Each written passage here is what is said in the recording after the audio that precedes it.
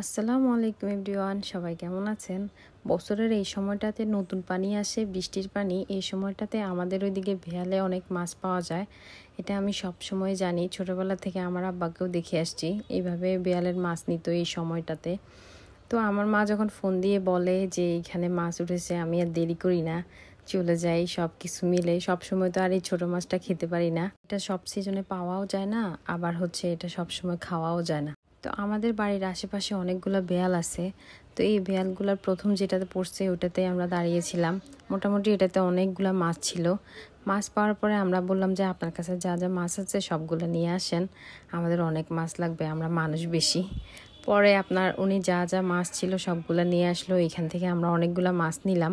আর চারপাশে ঝিরিঝিরি বৃষ্টি হচ্ছে, এই বৃষ্টিগুলো দেখে আমার খুবই ভালো লেগেছিল।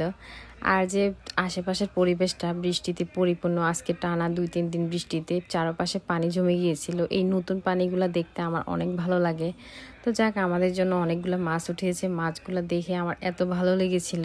নতুন পানির মাছ খেতে যেমন মজা, দেখতেও তেমন সুন্দর। এই মাছগুলো খেতে যেমন ভালো লাগে আমার কাছে দেখতেও অনেক ভালো লাগে।